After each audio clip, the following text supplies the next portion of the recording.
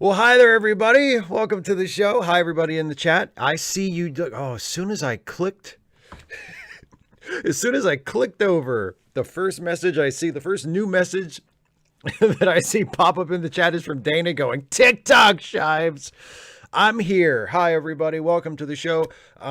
As always, I will be answering pre-submitted questions from my wonderful Patreon patrons and channel members first thing. So if you are watching live and you were planning on throwing in a super chat, or even if, if it wasn't a super chat you just wanted to ask me a question in the chat that you expected like a relatively quick response to, please hold off on all of that if you possibly can until I get through the patron and member questions. And then I will devote my full attention for the rest of the show to the live chat. So, thank you. Yes, the subtle Batman logo because I'm wearing a sweatshirt. Yes.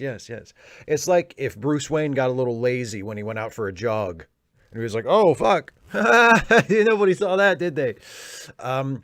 Anyway, here we go. Let's get started with the patron and member questions. And the first one of those comes from Michael Blank, who says, and speaking of Batman, here's a comics-related question.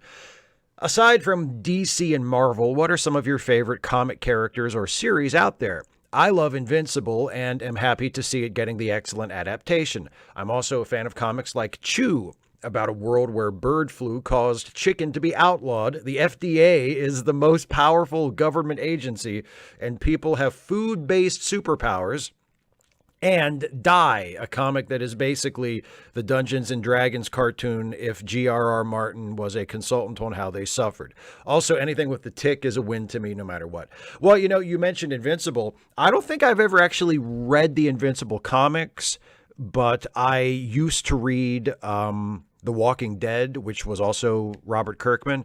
And I fell out of The Walking Dead comics after probably the first 4 or 5 volumes because I would read them in trade paperback. I didn't subscribe to the monthly comics, but I would read them as they came out in trade paperback. And I got maybe the first 4 or 5 volumes of that.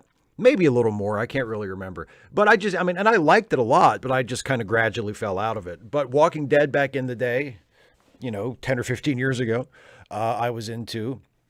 I have been a huge fan for as long as I've known about him of the work of Daniel Clowes. What else? A lot of Alan Moore's, non-DC, non-Marvel stuff like Top 10 and The League of Extraordinary Gentlemen has been fantastic. And again, this is older stuff. Like I have not really kept up with recent comics, either DC, Marvel stuff or more independent stuff for a long time, unfortunately. So a lot of the titles that come to mind are like stuff from 15 and 20 years ago. But hopefully still relatively easy to find if you're interested. And I read the IDW Star Trek series, not the current one, which is not my cup of tea. I'll put it that way. But the one that was set in the Kelvin timeline, that was like a continuation of the J.J. Abrams movies with that version of the Enterprise crew. And I think for most of it was just called Star Trek, and then they ended the series called Star Trek, and they started another series that picked up right where it left off called Star Trek Boldly Go with a different artist, but I think it was the same writer. And I read all of those and thought they were occasionally excellent and usually at least, pretty good. So I was a fan of the IDW Star Trek comics until recently, when they took quite a turn into just like borderline, not even borderline. The only difference, but from what I've read of the current flagship Star Trek show or Star Trek series published by IDW, the only difference between it and fanfic is that they're getting paid for it. Like it's awful. It's just, like I said, not my cup of tea, but generally speaking, I have been a fan of the IDW Star Trek stuff. So yeah, those are some non-DC and Marvel comic series that I have enjoyed in the past, and occasionally somewhat recently. Next question is from BlackCover95, who says, in Ask Away number 143, I talked about how I couldn't remember the specifics of why I supported the politics I do. I've come up with a solution. I'm thinking of keeping a score sheet for politicians, particularly the ones I support. What do you think? Practical, or am I trivializing issues that affect people's lives? Well, I don't know if it's trivializing it if you're just doing it to keep track. I mean, if that sort of thing is important to you and you, you're not comfortable trusting your memory or sort of playing it by ear or just kind of having general priorities and listening to what politicians say and having just sort of an overall sense of where they stand on things that are important to you. Like if it helps you to put together a score sheet and to have a reference that you can look to and say, aha, Senator X, where does she stand on, abortion or public education funding or whatever. I don't think that trivializes it.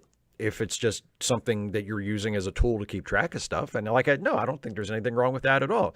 You're not necessarily you're not reducing all of your thinking and all of your understanding about these politicians and these issues to items in a spreadsheet. You're just using that to keep track of things. And I don't think there's anything wrong with that. It does just based on what you have described, just the general idea of making like a cheat sheet for where politicians stand on various things. That doesn't automatically strike me as trivializing it. No. Here's one from Whatever. I know more about Klingon mythology and Vulcan spiritual practices than I do about most Earth-based systems. And I have a pretty good sense of the Bajoran religion. I've even seen Quark engage in a private devotion, and I've heard Nog describe the Ferengi mystical path. But why is Star Trek so reluctant to show humans who practice any of the major world religions? Is everyone afraid to get it wrong? Chakotay. The humans generally seem accepting of everyone else's religious systems without having one of their own. I think part of it is fear of getting it wrong or fear of, portraying religion in it. 'Cause, Star Trek has always shown that there is a positive side to religion, but it has also frequently been critical of it. And I suppose maybe the writers of those episodes and the creators, the sort of the keepers of Star Trek in general over the years have been reluctant to tell stories that are critical of religion using real world religions, because it's sometimes using science fiction allegory is not just safer in terms of not offending people, but it's also safer in terms, or it's better able to get the message across because people in the audience don't get bogged down in the specifics, because you're talking about a fictional religion practiced by aliens that you made up, and they can focus on what you're trying to tell them as opposed to getting lost in the weeds about, well, that's not really an accurate depiction of that kind of blah, blah, blah, blah, blah, blah, So maybe that's part of it too. But personally, and it's funny you mention this, because when we were recording the most recent episode of the Ensign's log, and I was hanging out on the Zoom call with Dana and Jason, I actually said, one of the things I would probably do if I was in charge of a Star Trek show is show more humans practicing recognizable world religions. Not to the point that, all of a sudden the Federation would no longer be or Earth society specifically would no longer be like the secular society. I wouldn't want to give the impression that religion, or certainly that like fundamentalist forms of religion are in any way, dominant and influential on the political systems or anything like that. But the idea that a secular utopian society would just have no religious belief or no religious practice in any way just doesn't strike me as very realistic. And more importantly, doesn't strike me as all that interesting. Most people who have followed me for a long time know I'm an atheist. I have no religious beliefs of myself. I don't believe in the supernatural. I don't believe in an afterlife. Philosophically, I'm a very strict materialist, and if you claim that there is something other than the physical universe that exists, then I am going to need to see evidence of that, because I have never seen any evidence that anything like that exists. But at the same time, and I have a fairly critical, negative view of organized religion for the most part, but I also acknowledge that religious faith and religious belief and religious practices and religious communities do have positive things to offer people and can be a force for good if used in ways that yield good, so I'm not like completely anti-religion, and I'm not someone who naively and simplistically believes, well, if you could just snap your fingers and make all the religions disappear, then all the world's problems would be gone. Like, I don't think, like, there would still be prejudice, there would still be intolerance, there would still be bigotry and inequality and violence if we got rid of religion. Like, religion doesn't help with a lot of that and makes a lot of it worse. But it is not the sole cause, or certainly the original cause of any of that. So, I don't think it might help certain things, but I don't think it would like just be a panacea to solve all of our social problems. So all of that to say, I don't think humans practicing religions in Star Trek is incompatible with the society that Star Trek has shown us its version of humanity has achieved. So I would be a little more relaxed about the fact that there are still humans in the 23rd or 24th or 25th or whatever century it is that practice, Christianity or Judaism or Hinduism or Islam or some other religion that we would recognize in the audience as an actual religion. Because I just, and again, I probably wouldn't make a huge point of it, but it would just be part of the background. It would just be something that would come up every now and then that I would let the viewers know, oh, this is a thing that people do sometimes, David Colby, the Kylo Ren of the name gimmick. Because I had a really good gimmick idea a few days ago, but the new writers forgot about it when they got to the finale, I decided to write a new question because the old one was a McFucking bummer. I got the new RoboCop video game. Finally, a video game where you can be the robot cop. They even got Peter Weller back to voice him again. But the problem is the creators of the game slavishly recreated every detail, so your top speed is about 2 miles an hour as you slowly stomp through Detroit. But your pistol does make people's entire torsos explode into fine blood mist. However, the thing that aged worst has to be the satire. The corporate stuff is fine, but RoboCop's "the police are underfunded and dying heroically, and when they go on strike, the city instantly falls into chaos" elements aged like milk laced with radium. At least the RoboCop theme song still rules. What's your favorite Verhoeven movie? I mean, the best one is obviously Starship Troopers, but what's your favorite one? Probably RoboCop. I like RoboCop. I mean, I love RoboCop. I like Starship Troopers. Total Recall is a lot of fun. And I mean, Basic Instinct and Showgirls are fun in terms of like, for the Mystery Science Theater factor, for the, oh my God, I can't believe people actually made these movies. And, I can't believe people were paid money to make these movies kind of way.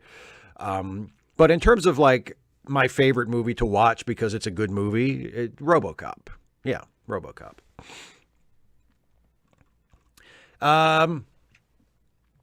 Kier says, I don't know why it never occurred to me before, but are there different parts of the ship or different ships with different life support systems in Starfleet? I know there's cetacean observation for aquatics. We never see anything other than Earth normal environments and gravity.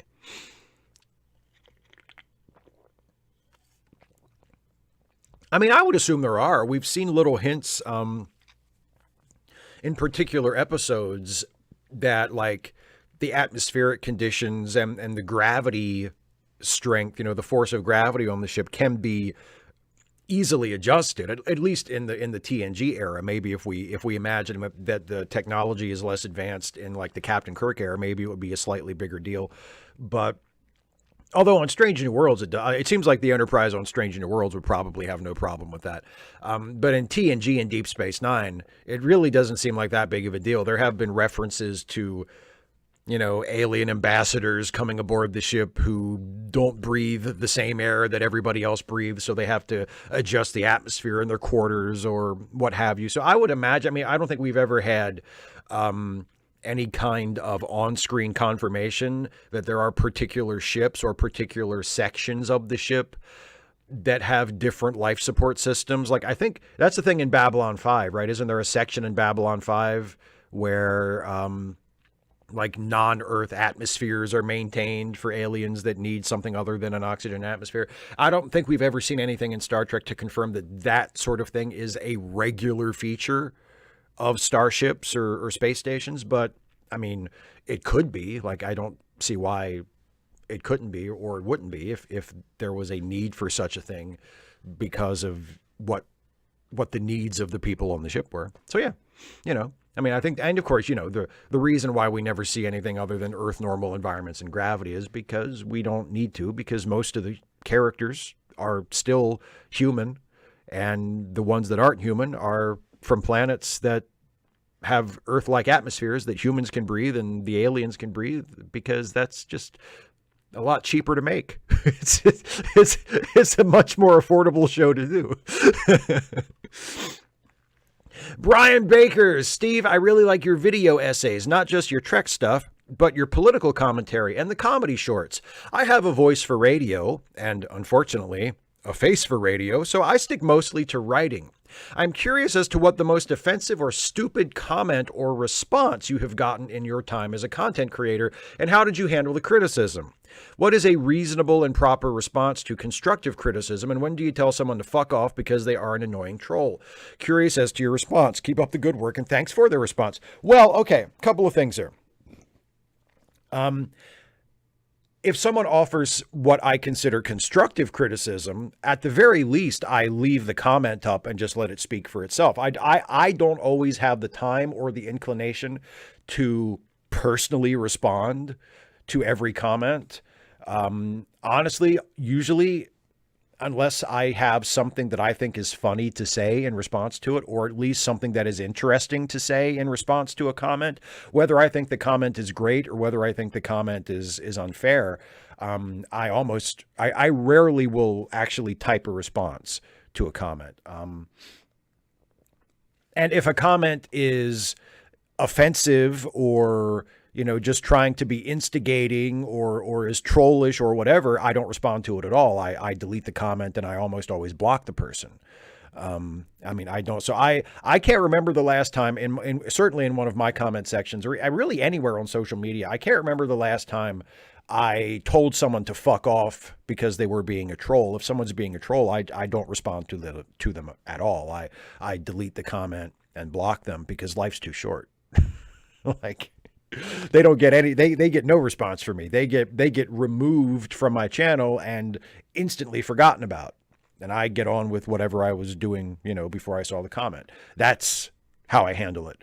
And like I said, occasionally if someone leaves a comment that is critical or challenging to something I've said, but is helpful and constructive and, gives me something to think about or corrects something I had wrong or whatever, I'll allow the comment to stand and allow whatever discussion happens beneath it, as long as the discussion doesn't, become trollish or whatever, and which it usually doesn't.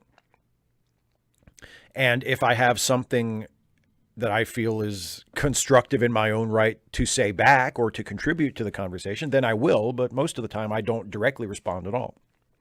But that doesn't mean that I don't appreciate the comments, because I very much do.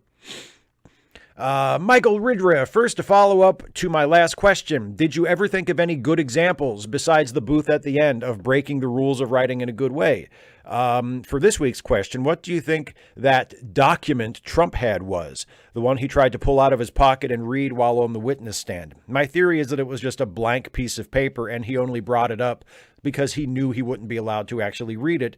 So then he could use it as evidence to his cultists that the trial was unfair.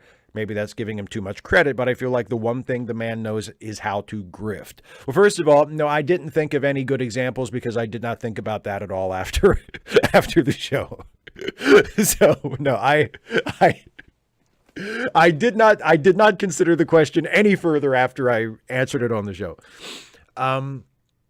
Yeah, I think you're probably right. Yeah, a blank piece of paper or maybe there was something written on it, but it was nothing of any particular importance or relevance.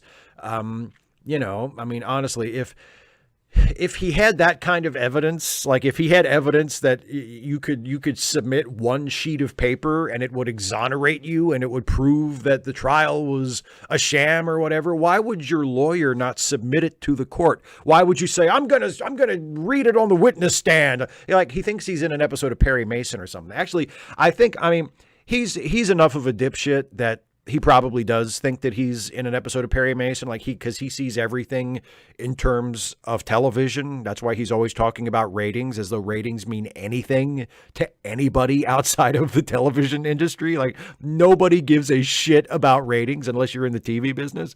But Trump really cares about ratings. And he's assuming that a lot of his fan base, a lot of his voters will view it as an episode of Perry Mason and will think that he is, the wrongly accused innocent defendant. And he wants to have his big dramatic scene in court.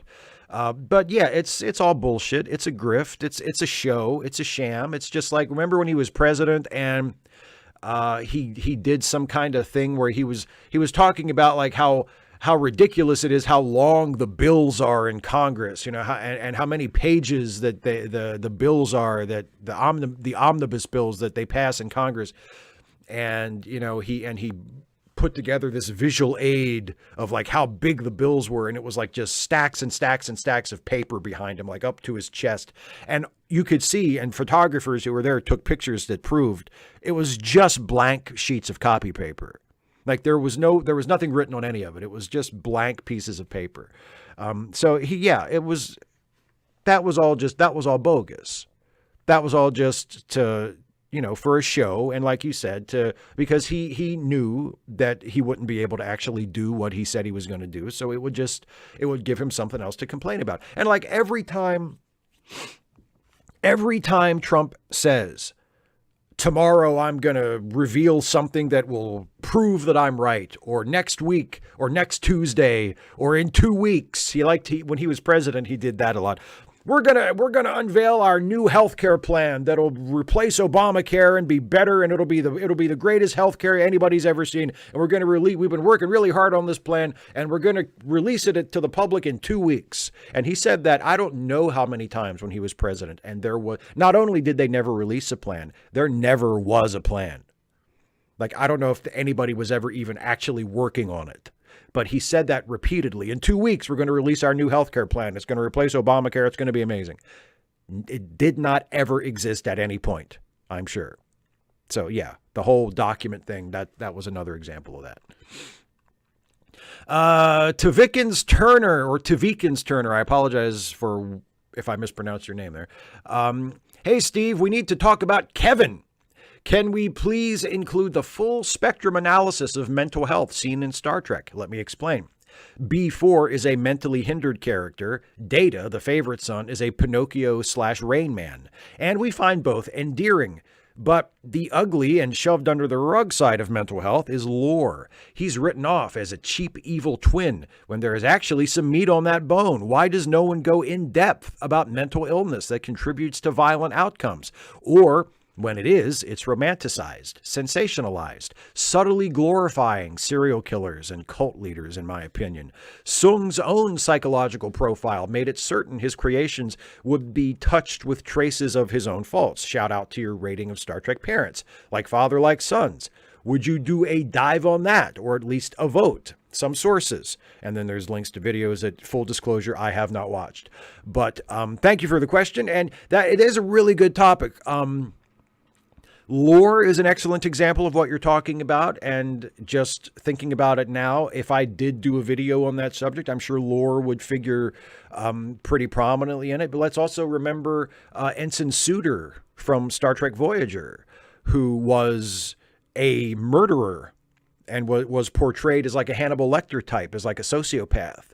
And I think he would be an interesting example to explore as well, especially since he appeared in multiple episodes. And actually, in a rarity for main characters on Voyager, let alone recurring characters, he actually had kind of a character arc over multiple episodes. So that might be an interesting subject too. So yeah, I will definitely add that to my list, and I will either just go ahead and do it on my own as a as like a not actually Trek actually video some week when I'm not, doing another like a patron and member voted topic, because I have covered Star Trek's attitudes toward mental health in the past, and I suppose I could do something like this as sort of a sequel or an offshoot to that, and I could just, instead of putting it up to a vote, I could just do it. That's a really interesting topic. Or maybe I could add it to the topics poll and see if the viewers or the patrons and the members would choose it. But yeah, I will add that to my list of potential upcoming topics. And I would think, I can't promise you when. Like, I don't know. I can't say, in 2 months I'll do it. I honestly have no idea when I would do it, but I will add it to my list for a potential future video, because that is a really, really interesting topic and a really cool suggestion. So thank you very much for that. And I will make a note to to credit you for giving me the idea when I do the video too. Danny K. Hey, Steve, now that the latest season of Lower Decks has wrapped up, I have one burning question. Mopsy, yay or nay? Thanks. Hope all is well. I mean, at least Mopsy was their thing. Like, at least Mopsy wasn't a fucking fan service pull from somebody else's show. Like, it was actually something they came up with. So I'll give them that. But I was not nearly as crazy about it as other people. The thing about Mopsy was like, and it's not just Mopsy and it's not just the writers of Lower Decks that do this, but it's a lazy kind of comedy writing where instead of doing something that is actually clever or funny, they do something that is just cute. It's like super cute, but then it does something that's incongruous to the cuteness. Like Mopsy, he's super cute and he says his name all the time, but he eats bones, right? He's like this unspeakable monster, but he's so cute. And it's like, yeah, and that's a good joke like once. That's a good joke once. When he says Mopsy in that adorable little voice, and then it turns out he's like an unspeakable horror that eats people's bones. That's funny. Like, that's funny one time. They did an entire subplot in that episode where that was the gag. It was like, we're all running in terror from the cute, adorable little monster who eats bones. And it just got fucking old. But at least it was theirs. And at least they did craft some semblance of a clever payoff with the bit with Ransom pulling his teeth out so they could lure Mopsy back into its enclosure. Like, at least they put some degree of thought into it. So like, look, I know a lot of people loved this season of Lower Decks. I thought it was mostly terrible. I thought it was the worst season so far. But Mopsy and the minimal amount of craft in the writing of that plot of that episode is one of the relative bright spots. So I will give it credit for that. I will give it credit for for being a relatively well thought out, well written part of one episode of a mostly lousy season. So I guess Mopsy, yay on the sliding scale of Lower Decks. Mostly yay on the sliding scale of Lower Decks, I will say, for Mopsy. Carlisle the Cinephile. It's been a long time since I submitted a question, hasn't it? Well, I've been going through quite a difficult time over the past few months. I recently lost my grandfather, who I call Papa David, and it's been hitting me really hard. The reason I bring it up is because it has to do with my question. My sister has become a very devout Christian over the last few years, and as I've tried to process my grief over losing Papa, she's been using her faith not just to comfort herself, but to try and comfort me and the rest of our family. A lot of what she said comes off to me as wishful thinking at best and her trying to evangelize to us at worst. I don't believe that she was acting maliciously or even deliberately. I think it was a genuine attempt to help us in a difficult period. But it still isn't what I want to hear right now. What do you think is the best way to voice that to her without belittling something that is a huge source of hope in her own life? I think finding a gentle way to say what you just said. This isn't what I want to hear right now. You know, everybody grieves in their own way. Your grief over the death of your grandfather and your desire for comfort and to seek meaning in it and, you know, to deal with the loss and remember the impact and the love of this person that was in your life who was incredibly important to you. For you, that doesn't include a religious belief that, you know, they live on in some kind of afterlife, that the soul is eternal and someday you'll see them again.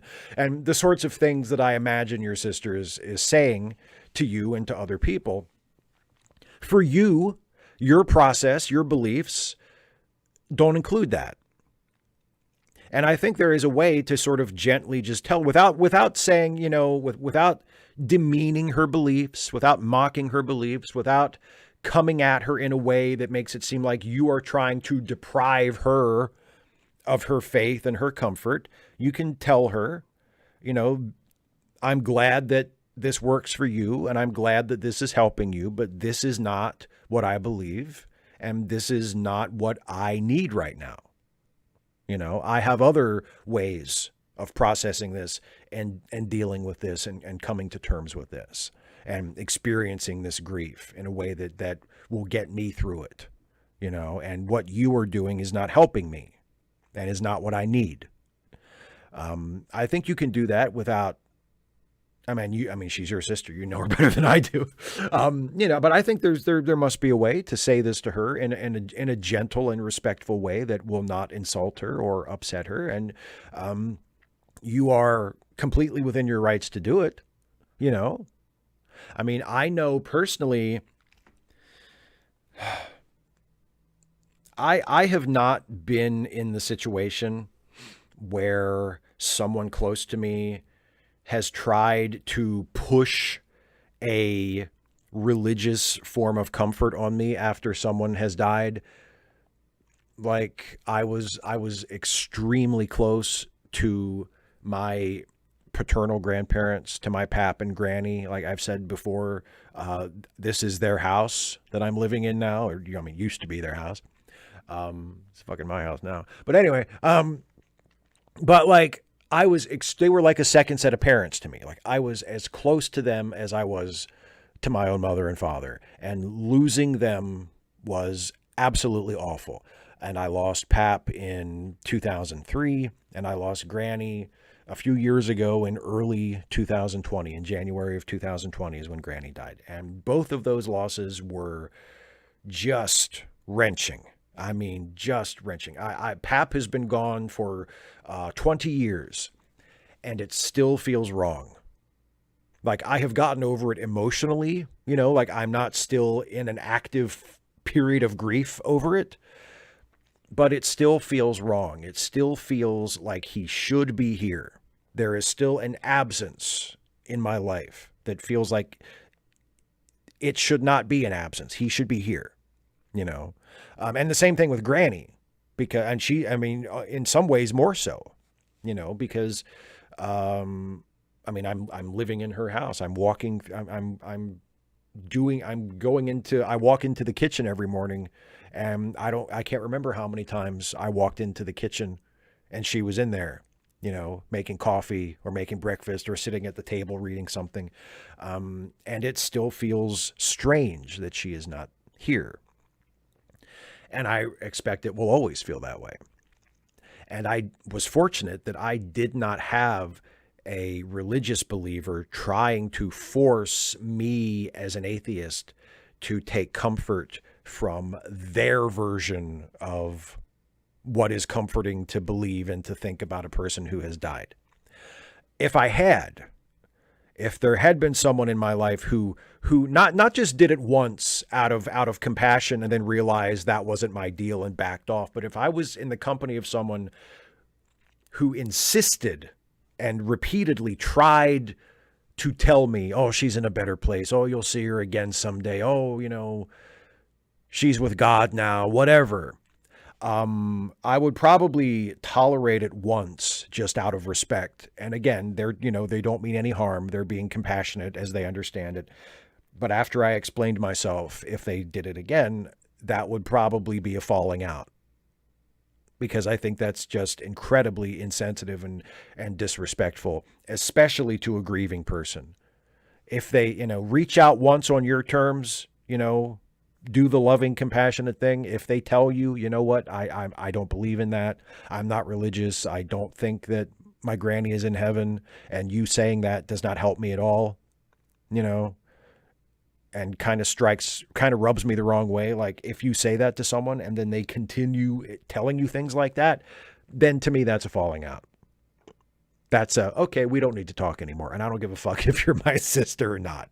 Like I've made myself clear and you've chosen to violate my boundaries and disrespect me. So you can go do that someplace else.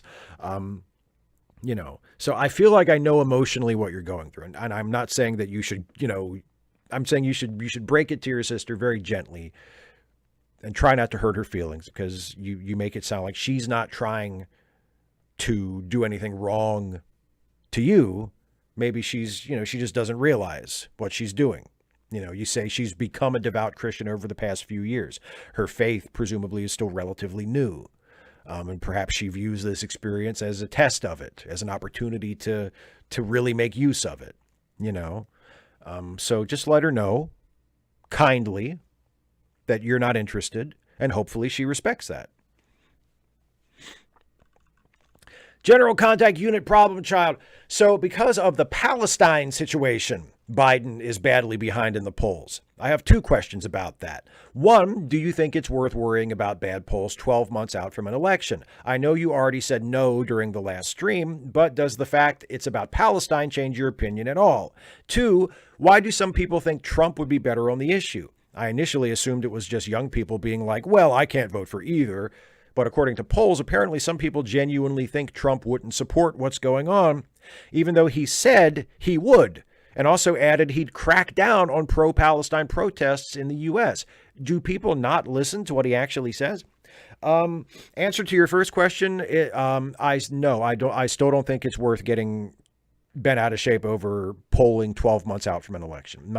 The answer I would give you today is the same as the answer I gave you on Wednesday, and the fact that it's related to Palestine makes no difference to me at all. I still don't think it's worth getting upset about negative polls a year before an election.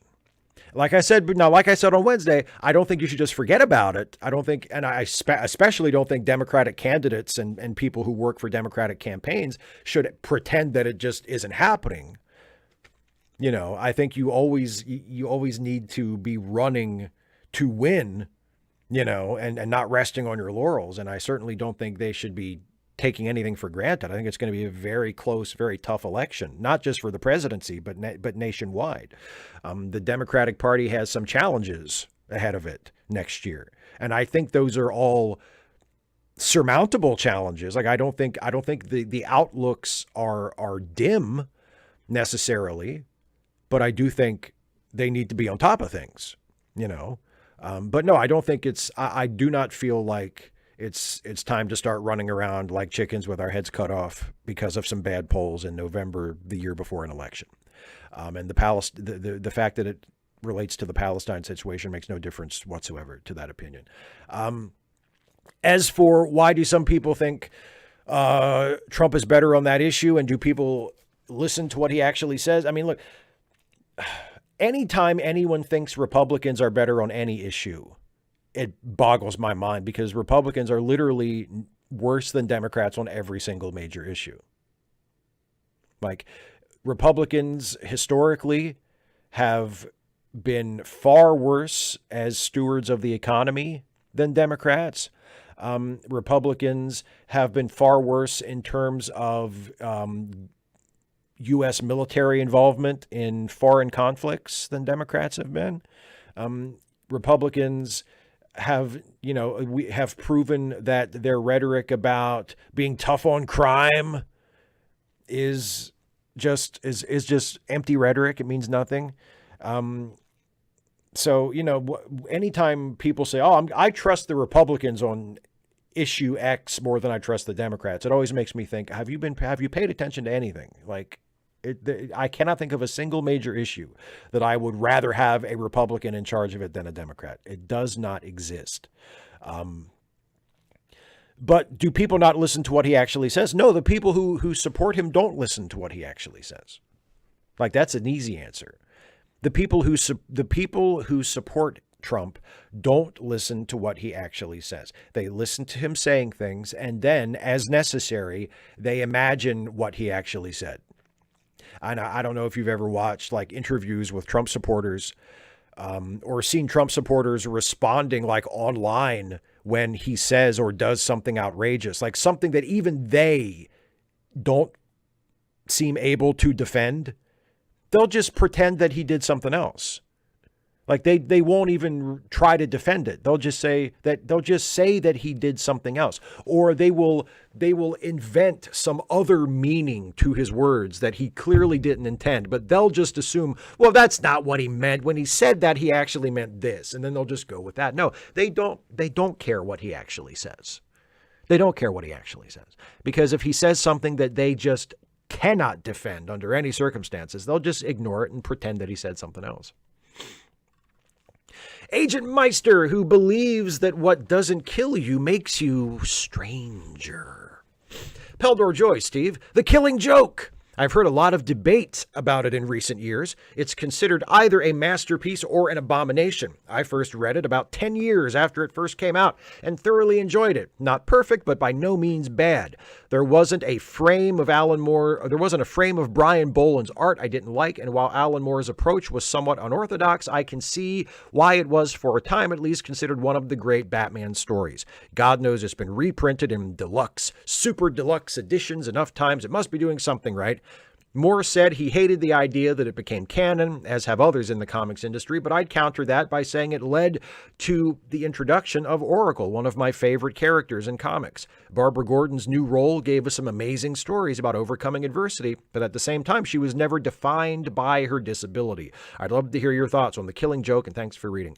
I love The Killing Joke. The Killing Joke, the comic, the original comic, the animated adaptation is one of the great misfires of modern comic adaptations, period, not just Batman. The animated movie of The Killing Joke is awful. But the original comic is fantastic. It's one of my favorite Batman stories. And yes, there are parts of it that are problematic, for sure, but there is an emotional core to it. There is an understanding of not just the Joker as a character, but of the Batman-Joker relationship that is so much more interesting than 90% of any other treatments of that relationship. I'm fascinated and enthralled by it. I love the ambiguous ending. I love it. And you mentioned Brian Boland's art. Brian Boland's art is remarkable. It's some of my favorite. He is a great artist in general, and his work in The Killing Joke is some of my favorite Batman art ever. It's well paced. It's not too long. It doesn't drag its story out unnecessarily. It's not more complex than it needs to be. There's a unity to it. There's a purity to it. It feels like the ultimate Batman Joker story in terms of just the basic elements of it, the tropes of it, the amusement park setting and the basic plot. And it's just, there's an elemental quality to it. Like, this is the Batman Joker story that I love. And it has one of my favorite moments from modern superhero comics, period, which is, it's after Barbara has been shot and she's in the hospital recovering and she's unconscious, and Batman comes to see her. And there's a is it when, or maybe it's not, it's either in Barbara's room or maybe it's in the Bat Cave before that, but there's a scene, I can't remember where the scene takes place. It might be when he goes to her room, but then again it might also be like in the Bat Cave when he's doing something, but it's after Barbara has been shot, right? And Batman picks up a framed photograph, and it's a photograph of Batman and Robin and Batgirl and Batwoman and Batmite from the 1950s, from the Silver Age, drawn in the classic Silver Age, like Dick Sprang style, right?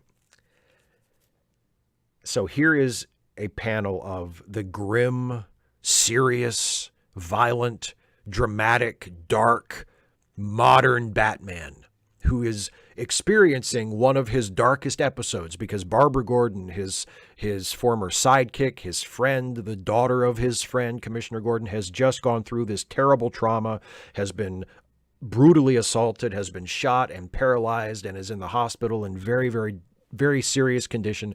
Like, this really serious, really dark, really real thing has happened that Batman is going through. And what is he, and in this panel, he's looking at this photograph of himself in simpler times, and he is literally transcending the limits of the world of the story, because strictly speaking, this version of Batman should not be able to look at that picture. Like, if you're going to be a strict adherer to canon and continuity, after the Crisis on Infinite Earths, that version of Batman in that picture with Batwoman and that version of Batgirl wasn't even Barbara Gordon. That was the previous version of Batgirl in that picture. And Batmite and Ace the Bat Hound, like all of that stuff, for the version of Batman in The Killing Joke, looking at that picture, none of that stuff existed. That's not his life. So this is one version of a fictional character from a grimmer, more serious, more self-serious, darker, more depressing era of storytelling, looking across the chasm of time and fiction and gazing longingly at a simpler, more innocent version of himself. And it is just amazing. And I love that it's in there. I love that there wasn't some fucking busybody editor at DC that said, you can't do that, it doesn't make sense. I'm glad that it's in there. It's amazing. It's my favorite moment in that book, and one of my favorite moments from superhero comics, period, because it is transcendent. It breaks all literal boundaries. So yeah, I love The Killing Joke. I'm not going to, yeah, you're right. It's not perfect. It is problematic in a lot of ways. It is, Barbara's fate and the depiction of it can be read as a little exploitative. But then again, what the Joker is doing is supposed to be transgressive and evil and awful. We're not supposed to like the fact that the Joker did that to Barbara. But it's not a perfect book. There are parts of it that have aged not so well. I mean, since it came out in 1988. But overall, I think it's great. And like that, that moment I just spent forever describing, just absolutely masterful. Joe McClory. So I just wrote and then erased well over 1,000 characters about Israel's war crimes before I realized I didn't actually have a question. This isn't the first time. In fact, more often than not, I compose a rant and then add a question on the end after trimming down the rant to make room. I feel like I'm using this space as a creative outlet far more than I'm using it as an AMA. So hell, let's ask a real question. Do you have any advice for someone who doesn't really want to be a professional writer, but does want to share their thoughts and maybe learn how to do it better? Some advice to help motivate me to express myself the same way having paid a bit of money to get my question read motivates me to share my thoughts every other Friday, even when they're not really fitting the format of the venue of a Q&A. This may sound hopelessly old-fashioned of me, but maybe start a blog. That's what I did. Before I ever had a YouTube channel, I started a blog, and I imposed a discipline on myself to write something for the blog every single day. And for 5 years, that's exactly what I did. And I didn't miss a day. I might have missed one day at some point, but for the most part, for 5 straight years, I had my blog, and I wrote something for it every single day. Now, it wasn't always something very long. It wasn't like a multi-page essay every single day. Sometimes it was just something very short, but I wrote something on that blog every day. And again, I didn't have to. That was something I did for myself, because it sounds like similar to what you're describing. I wanted to write. I wanted to express myself. So I acquired an outlet to do that, and that's what I did. And if that's what you want, if you want a platform to express yourself, to write, not professionally, but just to share your thoughts, and in a way that you can share them with other people if you want. So it's not like, you could always just write a journal. Like, you could just start a Word doc or a Google doc and just write a private journal if all you want to do is write and get your thoughts out. That could be of great help too, if that's what you want. But if you want it in a format that you can also share with people, if you want, if you write something that you want some feedback on, or that you just think is of interest or of particular merit that other people might be interested in, start a blog.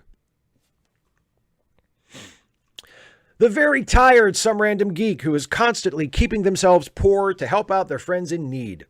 Joey Fire Lame Deer has a $665 plumbing bill on top of other bills, and they don't have a job, were denied SSI, and lost their food stamps. Joanna Roberts asked me for money earlier this week, and this is just the second week of the month. Phoenix needs $265 for their Ko-Fi goal, and their bank account was negative $25 as of Wednesday. Naz the Nico and Lynn Quinn are asking for $200 for groceries and supplies because they are in between payouts and can only do food shopping every 2 weeks.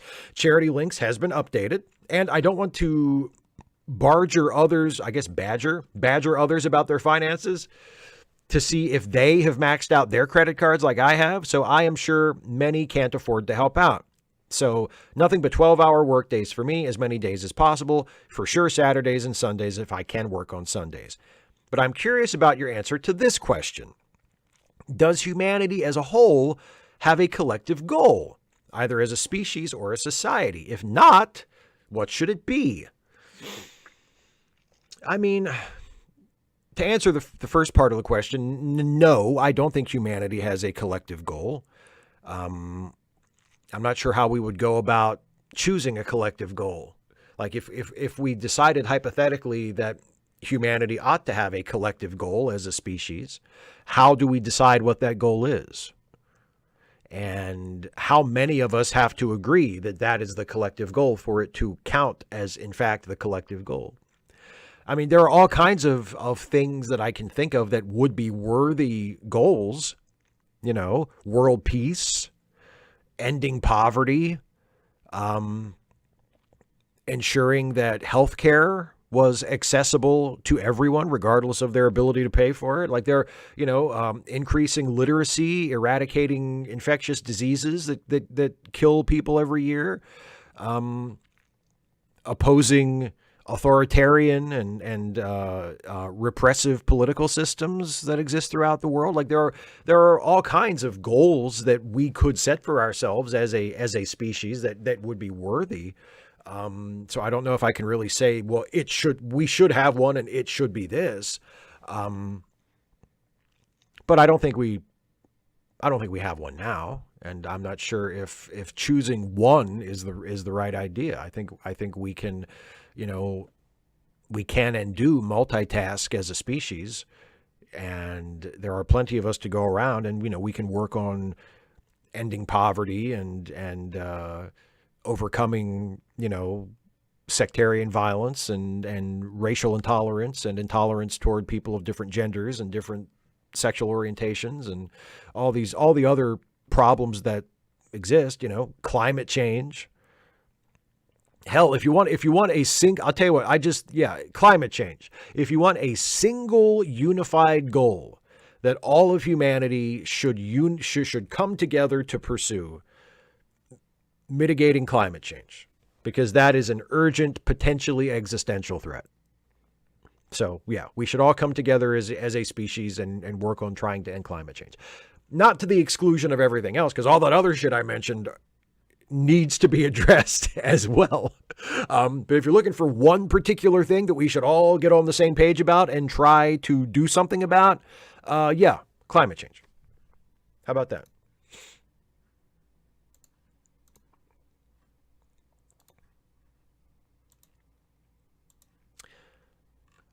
Dana, who is soulless enough to force this choice.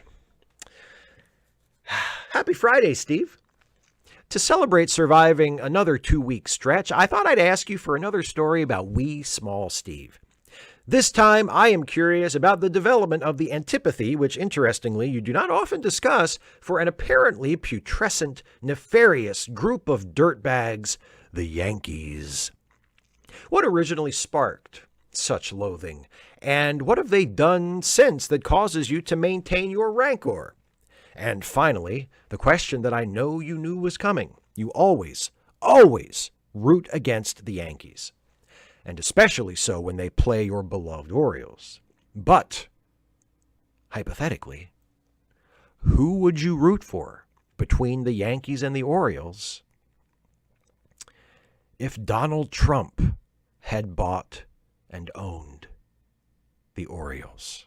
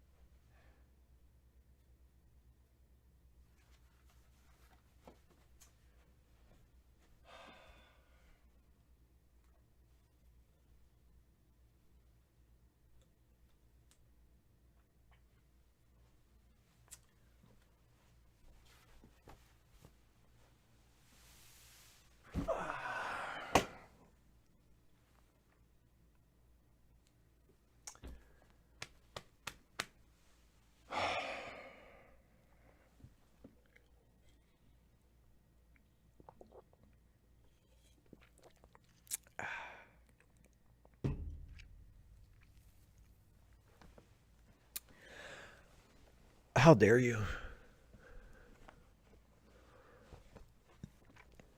How dare you? How dare you? How dare you make me do this again? Because for those of you who don't know, Dana and I had this conversation before on Dana's podcast, because Dana has a podcast that she posts once a month on her Patreon page, patreon.com/DanaColdares. She records a podcast called The Commute that she's kind enough to have me on every episode as her co-host, and we talk back and forth. And this was a conversation we had on a recent episode of The Commute, and she asked me this question. And so she knows what my answer is, and she just wants to force me to say it in public, because I guess she has, a kink. She just likes to see me humiliated. That makes her happy. So, okay, I'll give you what you want. I'll give you what you want, Dana.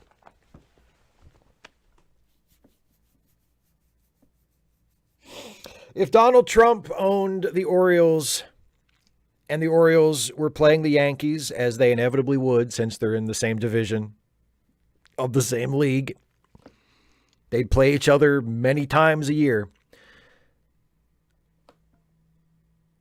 In that circumstance, under those conditions, with Donald Trump owning the Orioles, I would root for the Yankees.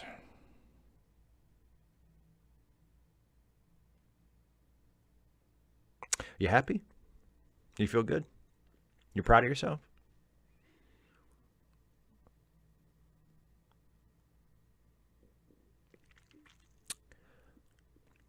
You're curious about the development of the antipathy for the Yankees. Well, I grew up an Orioles fan. The Yankees are our division rivals. The Yankees have historically had much better teams than the Orioles. The Orioles are the underachievers. The Yankees are the overachievers. So I guess a lot of it is bitterness and jealousy. The Yankees are the richer team. The Yankees are the team with more pennants. The Yankees are the team with more world championships. The Yankees are up here. The Orioles are down here. So, there you go. I hope you got what you wanted. Air One Fire, who every 16 hours turns into a liquid. Hey, Steve, you asked me last time how to get 74% voter turnout. The answer is mind control laser, which coincidentally is the sponsor of this question. Hey, do you want to make a positive change in your society? Then try the patented Air One Fire mind control laser. For only $999 billion per unit, it only takes continuous 72 hours of high-powered lasering directly into the brain in order to change a person's mind forever. It's never been this simple. Available wherever mind control lasers are sold. Speaking of positive change, I really like the episode Ethics, but the ending was a bummer. I'll take nothing changes over that modern all episodes in our show are connected crap, but I would have liked it much more if either, one, the thing doesn't work and Worf is paralyzed for the rest of the show but is a happy father, or two, Worf dies. In the words of comic book guy, best death ever. If you could make one such lasting change in TNG, what would it be? Just started DS9, no spoilers. Well, okay, then I will talk about TNG and not DS9. If I could make one lasting change like that to TNG, well, I wouldn't kill Worf. I think maybe what I would do is, if TNG had been the kind of show like Deep Space Nine was, where characterization stuck from episode to episode and characters were not wound back to the beginning after each episode, you know, like characters actually developed over the course of a season and over the course of multiple seasons. If TNG did more of that, TNG mostly didn't do that. TNG did a little tiny bit of it with a few characters. But assuming that was an option in writing TNG, I would probably have Data acquire his emotion chip sometime in season 5 or 6 and make that change with Data for the last couple of seasons of the show so that you actually had an opportunity to explore it, because they give Data his emotion chip in Generations just to give Data something to do in the movie, basically. Like, that's what it feels like when you watch. And I have a video coming out about Generations next week. I've written it. I haven't shot it yet, but I don't really talk a whole lot about the Data plot because there's plenty of other stuff to talk about as far as what went wrong with Generations and what you could have done instead.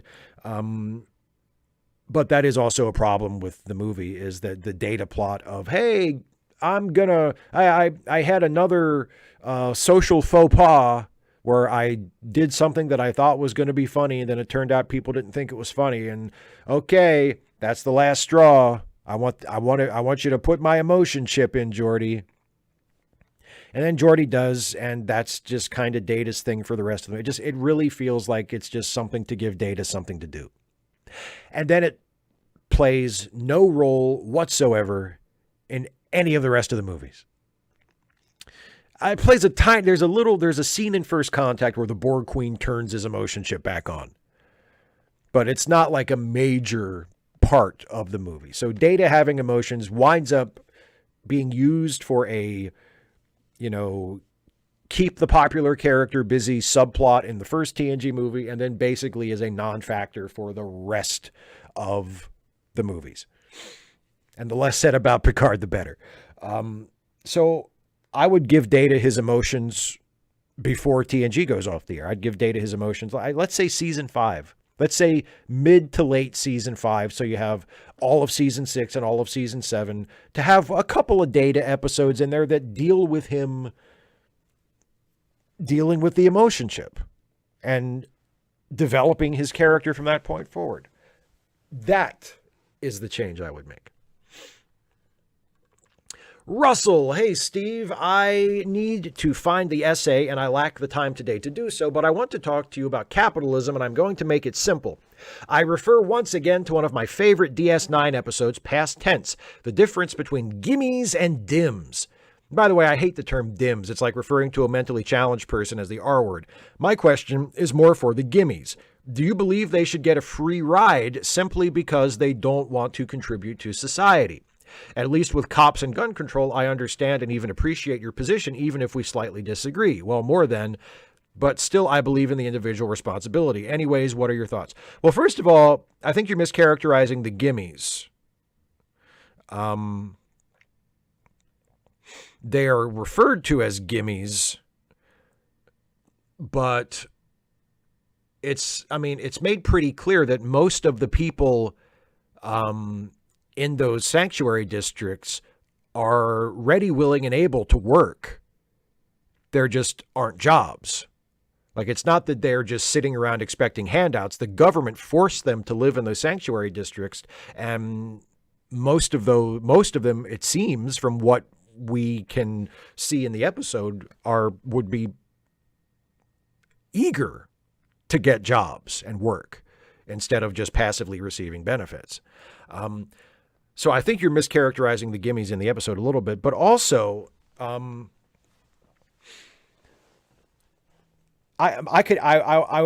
want to answer your question with a question of my own, and you can feel free to respond to this in the chat if you want, or you can just treat it as a rhetorical question. I'm not necessarily like asking for an actual specific answer from you, but just to give you something to think about and to let you know what my thinking is like on this issue. You say, do I believe that people should get a free ride simply because they don't want to contribute to society? My question to you in response to that would be, why should people have to earn the basics that they need to survive? Food, water, shelter, clothing, education, medical care. These are not luxuries. Like, these are not things that people enjoy in their spare time. These are not things that enrich life. These are things that make life possible and make life livable and sustainable. These are basics. Why should people have to earn those?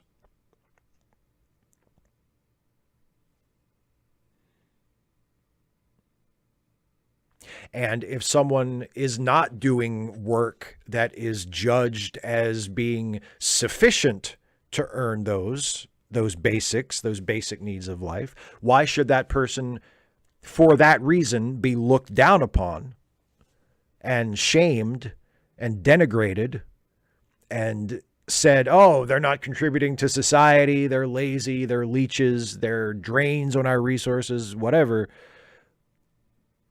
Why should they be looked upon in that way when all they're asking for are the basics necessary to continue life? That's my question, not just to you, but to anybody who says things like, well, these people that don't want to work for a living, don't want to earn their keep. Why should anyone have to work for a living?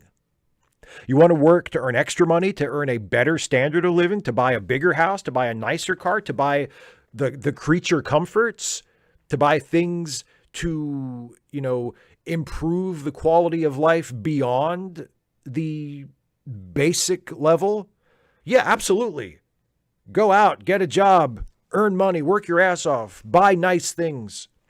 But the basics, a roof over your head, a bed to sleep in, clothes to put on your back, food to eat, water to drink, a place for your kids to go to school,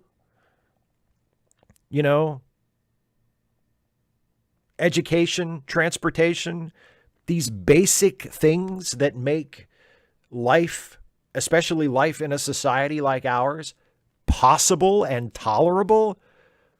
Why should anybody have to earn any of that?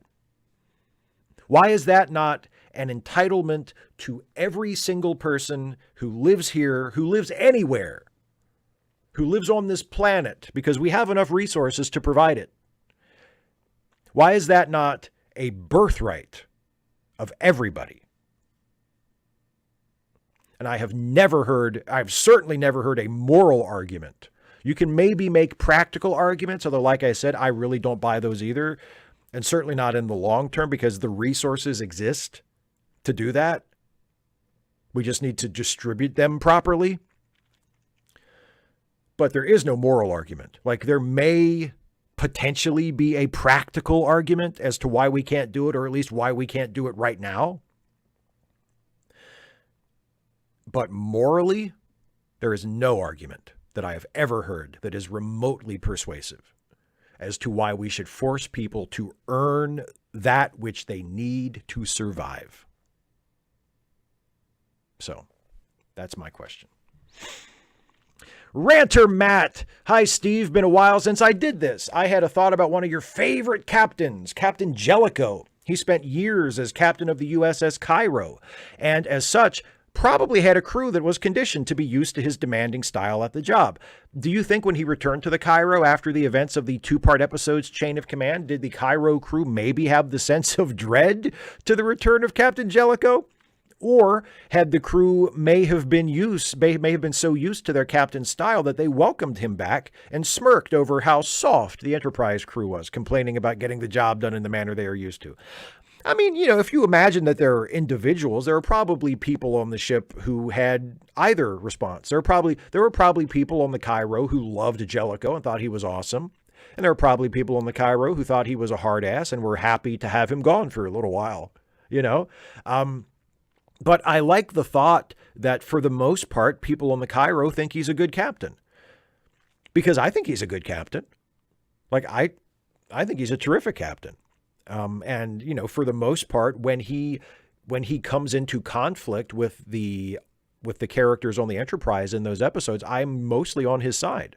It's not that I don't understand why Riker and LaForge and the others would be upset with him or would sort of bridle against him. Like, I understand what their issues are, but if I have to pick a side, I almost always pick Jellicoe's side. Like, I don't think he's asking for anything unreasonable, especially given the circumstances and what they're trying to accomplish, and what the stakes are in that story for them. But I like the idea that his crew on the Cairo mostly think he's a good captain. And I'll tell you something else about Jellicoe that I really like, that I didn't mention in that video, but that I have come to appreciate more in more recent years. I like the fact that when Jellicoe comes aboard the Enterprise, he appreciates the prestige of the assignment. He appreciates that it's considered an honor and a feather in the cap to command a Galaxy-class ship and to command the Enterprise. Like, it's considered a big deal. Right. And he is aware of that and sort of makes a brief comment on that. But he's not fucking jizzing in his pants for the entire 2 hours about being on the Enterprise. You don't get the sense from him that he is someone who thinks the Enterprise is the greatest ship ever and the most important ship ever in the center of the universe. And unfortunately, especially with some of the later shows, you get the sense that, like, we're supposed to believe within the world of the show, within the fiction of Starfleet, that everybody just thinks the Enterprise is the greatest and everybody is just a scholar of the Enterprise and is an Enterprise fanboy and just thinks and knows everything about the Enterprise and loves the Enterprise and idolizes the crew of the Enterprise, right? And I cannot tell you how much I hate that. I really like the idea that there are people, that most people in Starfleet are like Jellicoe, that they're aware of the Enterprise. They have an appropriate respect for the Enterprise and its crew and its heroism, but they are not fucking fans of it. They are not fucking fanboys. They don't talk and act and think like nerds who watch the show. They talk and act and think like real people who live in that world. And Jellicoe strikes me as that kind of a person. So I appreciate that about him, on top of the other things that I have said that I appreciate about him over the years. Matt L. So instead of another downer question about war or Republicans, I figure a fun one. With your pets that you've had in the past, did you ever celebrate pup birthdays or adoption anniversaries? If so, what fun, unique treats or such Did you get your four-legged friends? My Chihuahua Bruiser has his adoption anniversary next week, and I'm probably planning to go to a fancy your pet can eat as well as you kind of store and getting some premium food or treats as presents, as he doesn't care for toys much. I'll also just say to those watching and listening, adopt, don't shop, and that senior pups need love too. As someone who's always had cats and wanted a cat-sized dog, a senior Chi was perfect for the mostly low-key life he's had here. Even if you can't adopt or donate money, just volunteer at a shelter. A few hours would be immensely helpful. Happy 11th birthday, Bruiser. P.S. My state just wrote abortion into the state constitution, but ours are now trying to subvert elections. P.S.S. Pup pics. Well, I don't have any pup pics on hand to show you. I guess I could have shown you some cat pics if I had thought about it, but I didn't set any of that up. So apologies. No pup pics. I think I have some, because the last dog I had died in 2001. I have some pictures of her around here somewhere, but I don't have them on my computer and I don't have them handy to show you. I do have some pictures of my cat Audie, who died a few years ago. But again, I'm not like prepared to show them. But yeah, for both my dog and my cat, we celebrated holidays. For Star, my dog, we celebrated her birthday in August, and for Audie, my cat, we adopted her. She was a stray, and we took her in, so we didn't know actually when her birthday was. When we adopted her, it was close to Christmas. We always called her our Christmas kitty, and when I say we, I mean my now ex-wife and I. We always called her our Christmas kitty. And so what we would do for Audie was we would celebrate, her day was the day after Christmas. So other people call that Boxing Day in much of the world. For us, December 26th was Audiemas. And Audiemas was our holiday devoted to Audie, where we celebrated Audie. And usually what we would do is we would go to the store and we would get her a new toy. We'd get her like a new kitty toy for the year. And after a few years, we noticed that she really liked this particular cat toy that was like a little jingle ball with some catnip in it. And it was on the end of a rope with that you could tie knots in. It was like a nice sort of rough rope that she could hold in her paws and scratch at with her claws and fling around and play with and whatever. She really liked that toy. So every year we would get her a new one of those to play with. So she always had like a good a cat toy that she liked that was in good condition.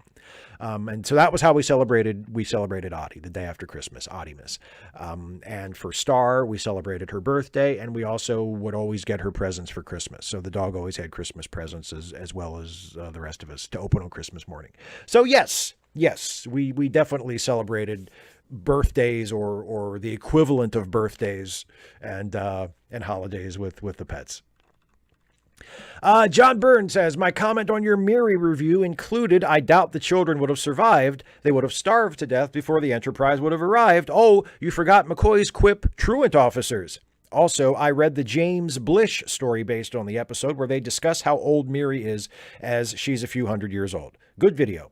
Yeah, the kids are a few hundred years old, but they're also established as still having the mentality of kids. So that's why some of the interactions with Kirk can be interpreted as a little creepy.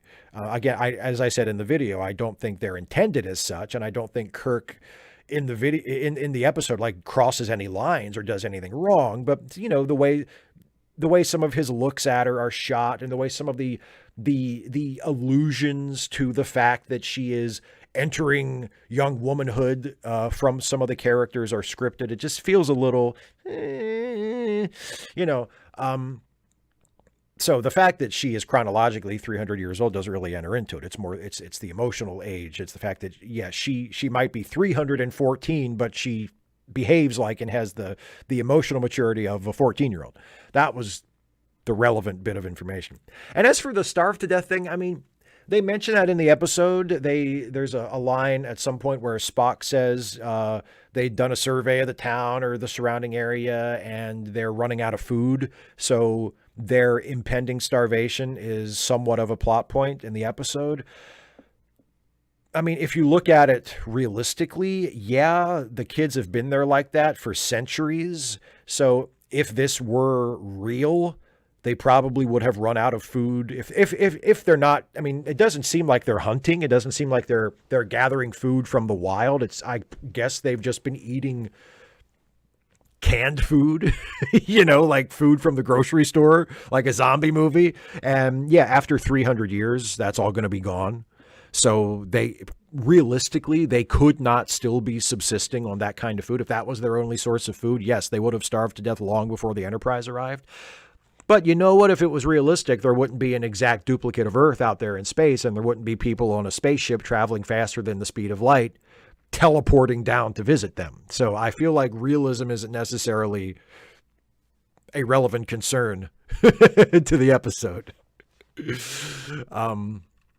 And last question from Sent Merc. Hey, Steve, have you seen the new Ghostbusters trailer?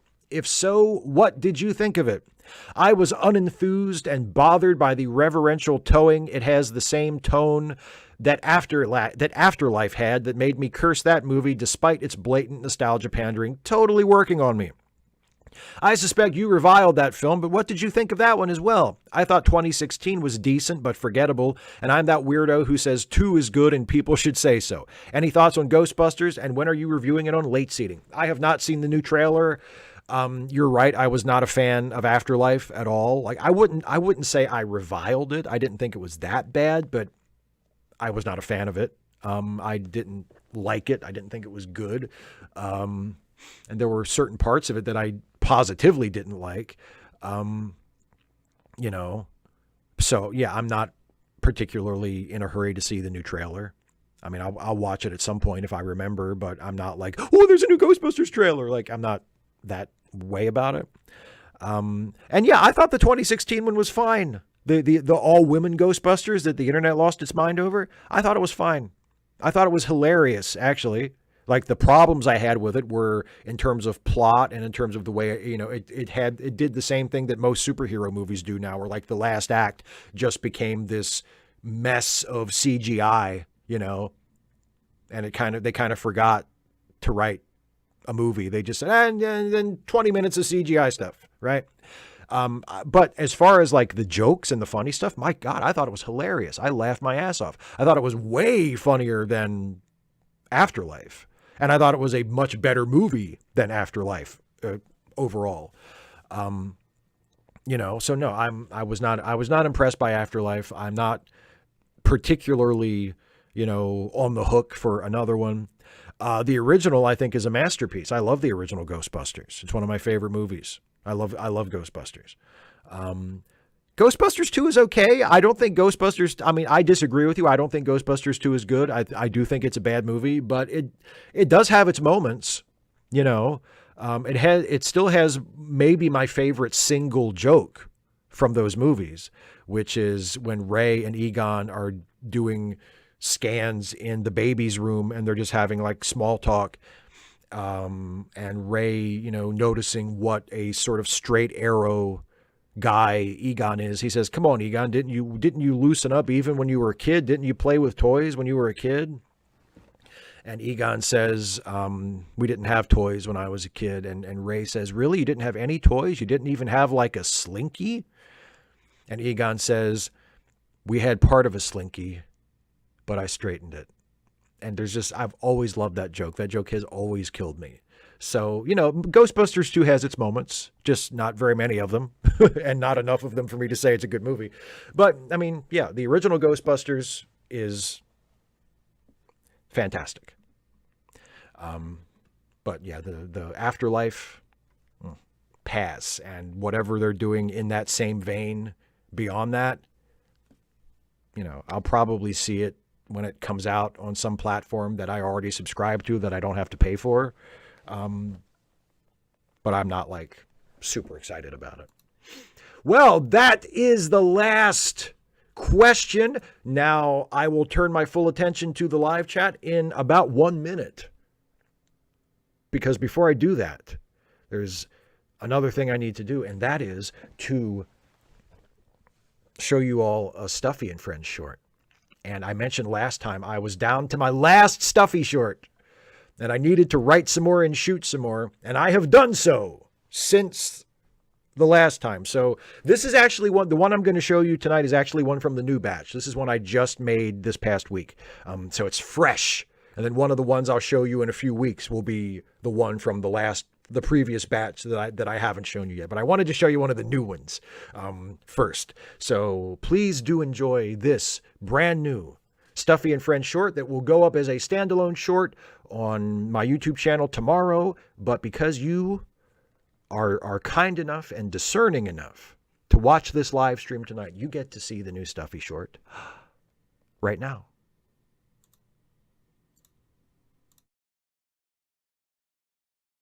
Uh-oh. What is it? The host of one of my favorite podcasts just retweeted an article by Palmer J. Crustacean. That might be a red flag. The hell do you mean, might? They're boosted a bloody right-winger. Him and his intolerant pseudo-intellectual bollocks. It's not just a red flag, it's permission to pelt him with empty bottles if you ever see him in public. That might be a little harsh. I agree with Jack. This isn't to be taken lightly. It's a major red flag. Like if someone says Triple H is their favorite wrestler or wears a shirt with horizontal stripes outside of a nautical setting. You're right. Thank you. Don't dress like you work on a boat unless you work on a boat. How hard is that? Right. What should I do? Unfollow Blow them. up their podcast studio. I think I'll unfollow them. I win. Woo!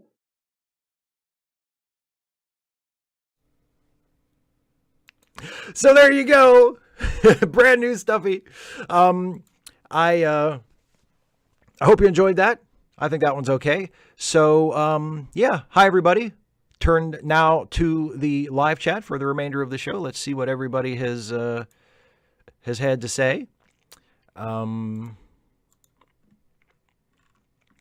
Oh, I'm so glad people enjoy Stuffy. That really warms my heart.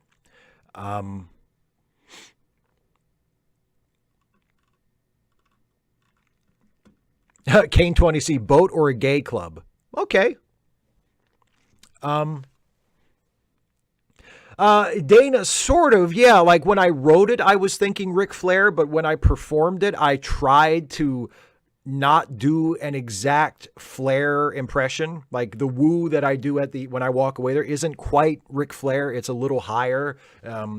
Flair is very, woo! Flair is very distinctive.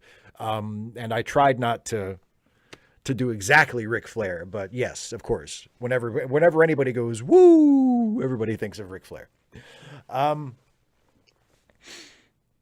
Isaiah Taylor says, spending the night on cruise control on the Enterprise D, rewatching season 1 of TNG and its pure 80s trippiness, watching it high with fish and grits.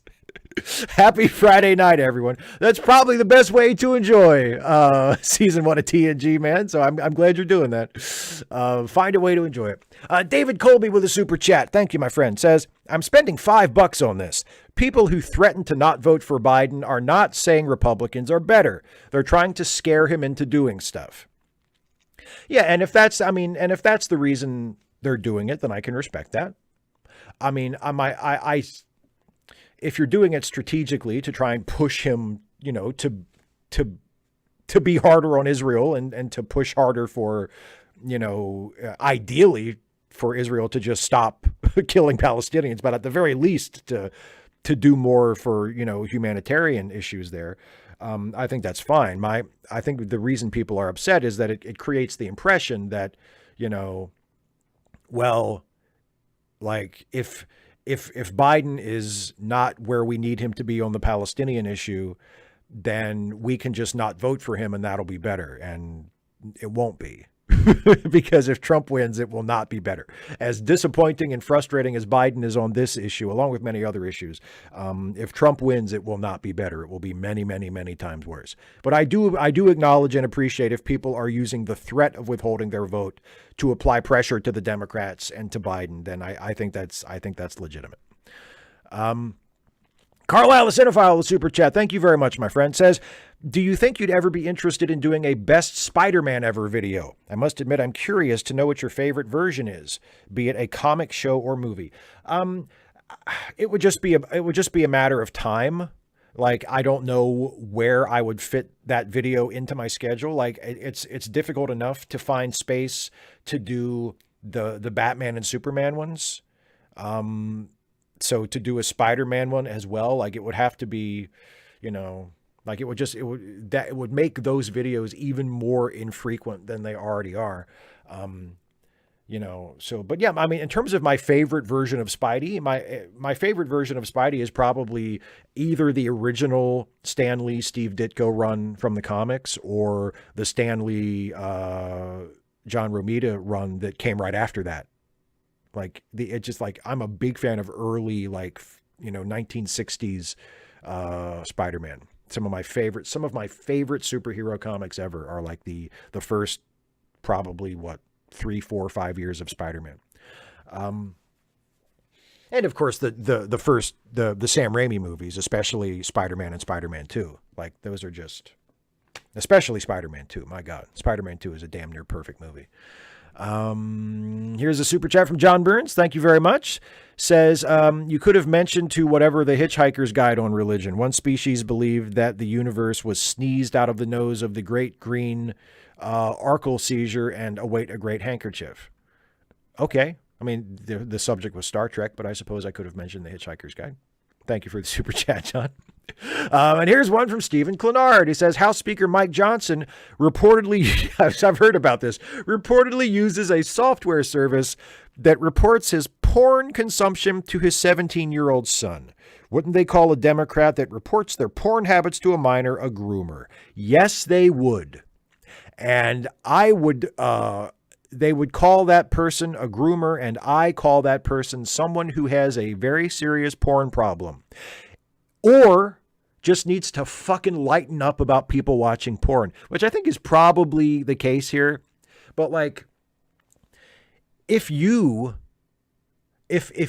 either are watching so much porn, or you are worried that your son is watching so much porn, either one of those, if it is that kind of a circumstance where you feel like you have to loop your son in to establish accountability, then you either really do have a very serious porn addiction that you should probably seek professional help for, or you should just lighten the fuck up about people watching porn.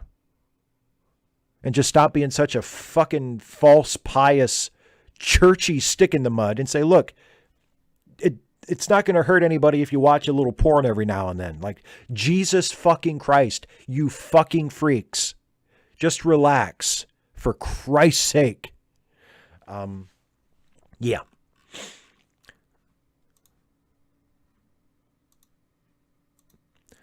All right. Now, let me go back and catch up on some of this. Thank you all very much for the super chats just now, and please keep them coming. I love it when you give me money.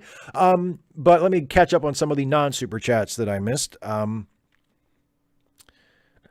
Seth Jones says, glad Stuffy came back. I like the video variety. Thank you very much.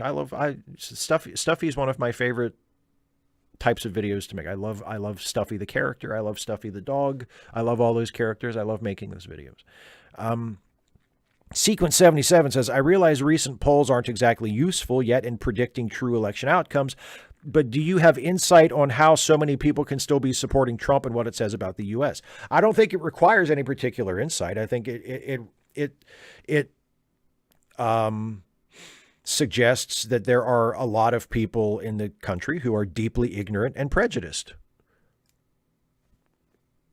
and support candidates who reflect their ignorance and their prejudice back at them, and allow them to view those things as positive attributes.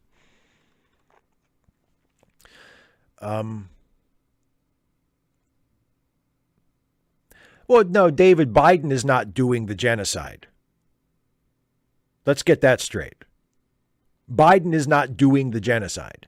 Now, the IDF is. I'm with you on that. The IDF is. Biden is not doing it. Now, does Biden need to come out a lot more strongly against it and push Israel to stop it, even to the point of cutting off aid, or, God, at least threatening to cut off aid? Yes, I think he should be doing all of that. Absolutely. I think he should be doing all of that. And if people saying they're not going to vote for him is their way of trying to push him to doing that, then I think that's fine. But I think it's different. Like it's not fair to say Biden is doing the genocide. Now, can you say that because of his refusal to condemn it and his refusal to do more to force Israel's hand to stop it, that he is complicit in it? Yes, I think that's fair. And maybe I'm splitting hairs there, but I think it's more fair to say he is complicit in it or enabling it than it is to say he is doing it. He's not doing it. But are his hands dirtied by it? Yes, absolutely they are. Michael Hanneline, is the bear on Stuffy supposed to be Irish or Scottish? Supposed is the big word there. Yes, Jack is supposed to be Irish. He is supposed, in theory, he is Irish, yes. Steve Schmeling says, about vote withholding, I think jaded individuals not going to the polls was a big reason Trump came into power in the first place. I absolutely agree.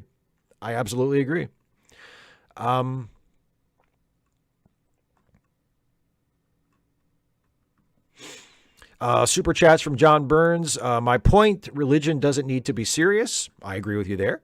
And also, how many non-lawyers are supporting Trump now? I mean, the question is how many lawyers are supporting Trump now? Because he doesn't pay his lawyers. Why are there any lawyers? Even if you imagine lawyers as the most like ambulance chasing, amoral, like profit motivated creatures imaginable. Even those kinds of lawyers, those bottom of the barrel, blood sucking lawyers, those stereotypes of lawyers. Why would they support Trump? He doesn't pay his bills. He doesn't pay his lawyers. Why would they support him? So that, it's baffling. It's baffling. So Random Geek, exactly. With the Mike Johnson thing. Is the 17-year-old like, thanks for the porn recommendations, Dad? Right. If you were a parent of a teenager, especially a teenage boy, going through puberty, going through adolescence, would you be like, hey, son, you want to know the titles of some of the porn videos I've watched lately? You want links to the porn that I'm watching? I mean, he probably doesn't need help. He probably can find porn on his own just fine. But yeah. Thanks for the porn recommendations, Dad. Oh, shit.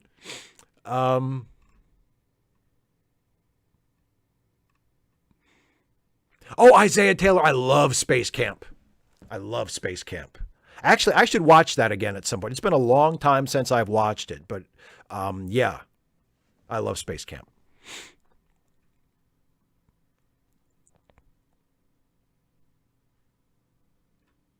David Colby, enabling it. That's what I call it. And he shouldn't be doing it. I'm not trying to let Biden off the hook. I'm just trying to keep Biden on the hook for what I think he's actually done. I don't think Biden's not doing it. And if it were completely up to Biden, I'm sure he would do things differently. I just think he needs to be a lot bolder about, he always likes to talk about America is the indispensable nation and we're the greatest country in the world. And, this is one instance where I feel like we should be throwing our weight around more than we are. Or at least we should be throwing it in a different direction, But no, I think it's a very important distinction to make to me. It's inaccurate and reckless and hyperbolic to say that Joe Biden is doing the genocide. He's doing a lot of shitty things related to it and making it possible and making it easier for the Israelis to do. But he is not the one actually doing it. And yeah, I understand. If you think it's splitting hairs, that's fine. But I would not say that Biden is actually doing it. Daryl says, do you think Biden could win re-election without the votes of Jewish Americans and Black Americans who are not anti-Semitic? I am not sure statistically how big the Jewish vote is, but I know the Black vote is very important to Democrats on a national level. I certainly, if just speaking purely in terms of cold, hard political sense, I would certainly not want to, if I wanted to win the next election, I certainly would not want to alienate the black vote too much.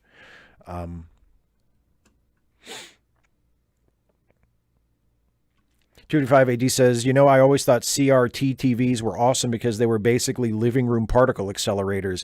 What's an outdated technology you used to think was awesome? Those little pocket calculators that work on solar cells. I used to have, I had a bunch of those because eventually they came out with the ones they were like credit cards. Like, they were literally like as thin and as small as credit cards. You could keep them in your wallet. And a lot of people did back before we all had smartphones and shit. But they would run on solar power. They had little solar cells in one of the corners, and that's what, powered the calculator. I used to think those things were so cool.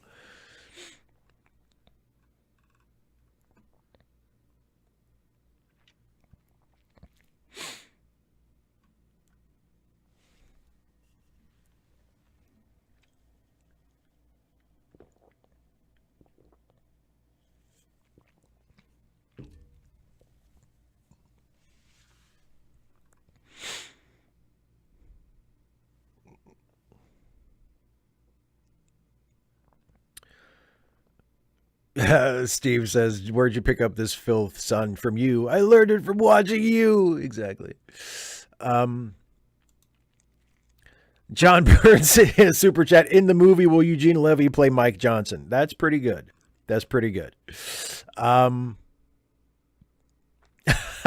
Steven says, what is the Patreon tier that would allow one to be your porn accountability partner? Asking for a friend. I do not share that information with others. 225 AD says, I don't talk to my grandfather anymore because he has dementia, and I feel like he's not the person I knew anymore. Is that wrong? No. I don't think, obviously you feel bad about it because he's your grandfather. And presumably, if not for the dementia, you would be talking to him more often. But no, there are certain things that, geek, Stuffy is my accountability partner. Oof. Yeah. But anyway, back to 255 AD. No, I think there are certain things that we can let ourselves off the hook for, to be honest. Like, I don't think that you're doing anything horrible or that you're a bad person for that.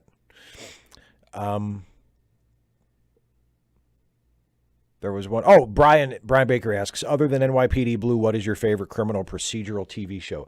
Homicide Life on the Street. Boy, that was, if you were a fan of cop shows, the 1990s were your decade because you had old school Law and Order in what I think was its best sequence, like its best series of years, with Jerry Orbach and Benjamin Bratt was his partner for most of that, and at least for most of the years that I was watching. And then of course Homicide was on at the same time, and NYPD Blue. So you had literally three of the best cop shows ever were on at the same time. So yeah, other than NYPD Blue, I would say my favorite was Homicide.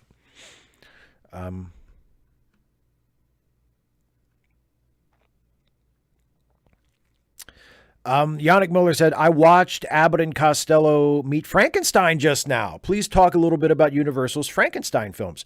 Oh, I love the Universal Frankensteins. I think they peak at Bride of Frankenstein, and it's downhill from there. But Son of Frankenstein is underrated. I don't think it's at the level of the first two, and certainly not at the level of Bride, but it's still a pretty good little movie.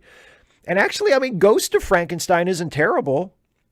And Frankenstein Meets the Wolfman is terrific. Frankenstein Meets the Wolfman is one of my favorites. So, and they went beyond that as well. Abbott and Costello Meets Frankenstein is not bad.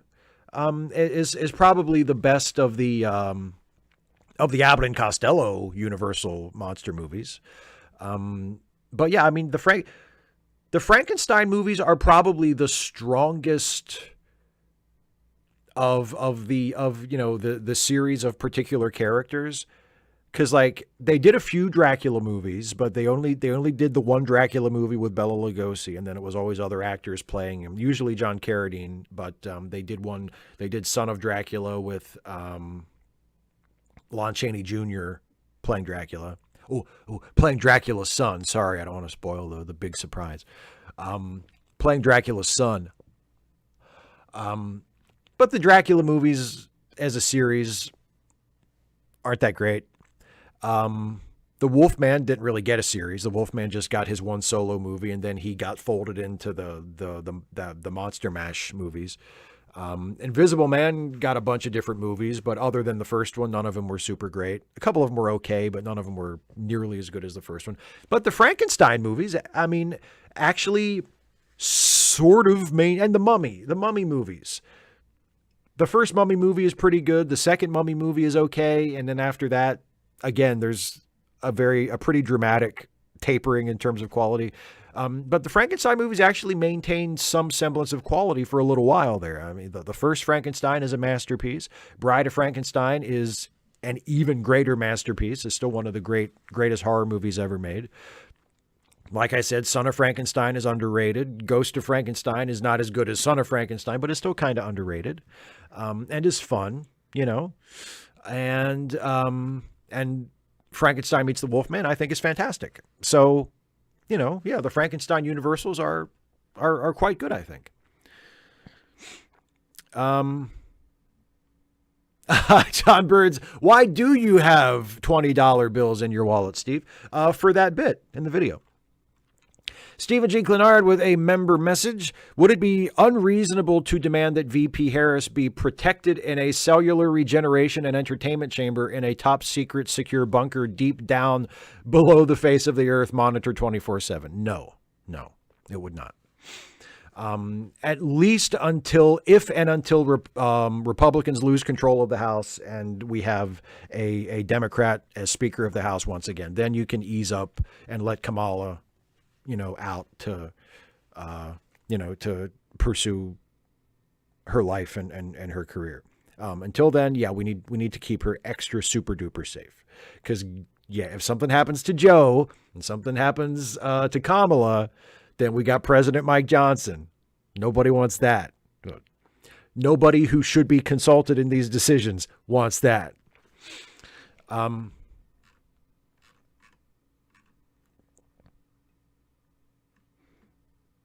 Oh, some random geek. Police Squad, absolutely. Michael Handeline says, any thoughts on Mike Johnson's claim to Congress that he has no bank account, no stocks, no assets? Gee, I wonder why he wants to hobble the IRS. The no bank account thing has got to be horseshit. I mean, no stocks, no assets. That I find plausible. I mean, he's a member of Congress. He probably has a hell of a lot more money than I have. So it's not, unusual for people with that kind of money to own stocks and have investments. So, I mean, it's a little bit of a stretch, but I can kind of bring myself to believe that. But no bank accounts? No, that's horseshit. He has bank accounts. He has checking accounts. That is fucking horseshit. Steve Schmeling says, with the passing of Richard Mull, I started watching the original Night Court. Did you watch it? Like it? Any interest in the revival? Yes, and yes. I did used to watch the original Night Court. I liked it. I didn't love it, but I liked it. I enjoyed it. And I actually thought the revival was okay. Again, I didn't think it was outstanding, but I enjoyed it. And I appreciated seeing an old school multi-camera filmed in front of a studio audience sitcom, and not just that, not just the technical format, but an old fashioned multi-camera sitcom that had that rhythm, that had the classic sitcom rhythm of, banter, setup, punchline, wacky main plot, wacky subplot that kind of ties in with the wacky main plot a little bit. I enjoyed it. I don't know if I would fight to the death defending it in terms of like a great show. And it wasn't as good. Like, I'll tell you, the 1990s sitcom revival that took me off guard as far as how great it was the new Saved by the Bell. Like the new Saved by the Bell on Peacock, they only did 2 seasons of it, unfortunately, but it was brilliant. It was so funny.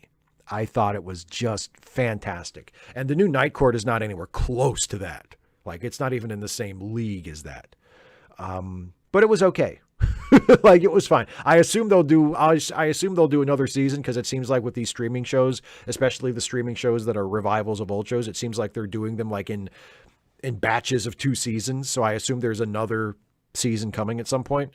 And I'll watch it, and hopefully it'll be enjoyable and not terrible. Because that was how I felt about the revival. It was like, oh, okay, this is all right, Let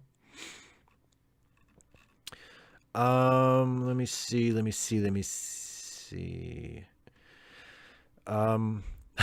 Steve Schmeling holding it down in the chat. John Carradine's Dracula always had a wide-eyed look on his face, like he saw what porn his 17-year-old son watches. There we go.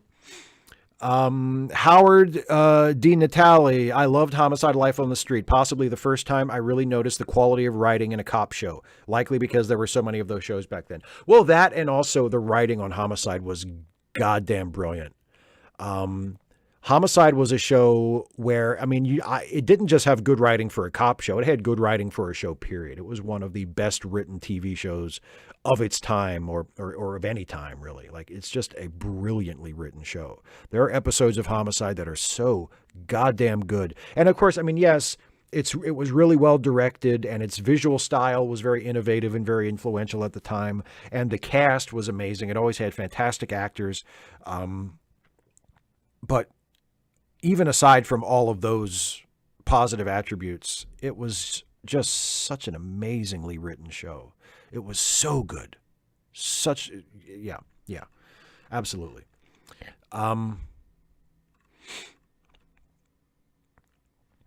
Oh, Kane 20C, you son of, oh my God. Okay. Deathmatch time, Universal Monsters Edition, Boris Karloff or Claude Rains. God damn it. That's a tough one. Oh, fuck.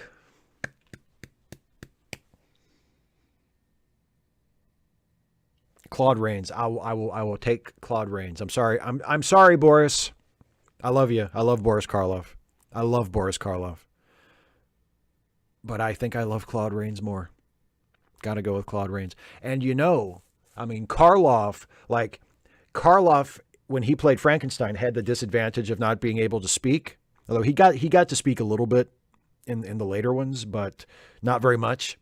He got to say a few lines in Bride and did good, because he was a good actor.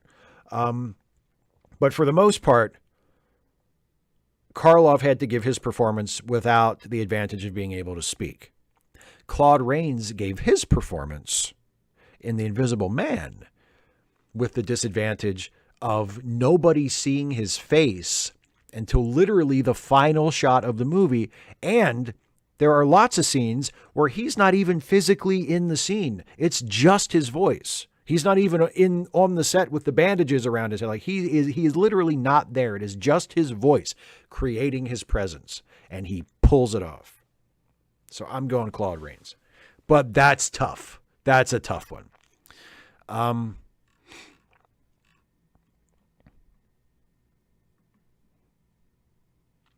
Boxy Brown says the Frasier revival really misses Niles. Yeah, I agree. They're kind of trying to make Niles' son, Frasier's nephew, into the new Niles, and it's not really doing it for me. Like, it's okay. He's not like that. The Frasier revival is a similar case to the Night Court revival. It's been fine so far. It's been fine. It hasn't approached the heights of the original Frasier when it was really at its best, but it's been fine. It's like, okay, the new Frasier, it's fine. I thought the most recent episode, the one that just came out this week, came out yesterday, I guess, because they put up new episodes on Thursday.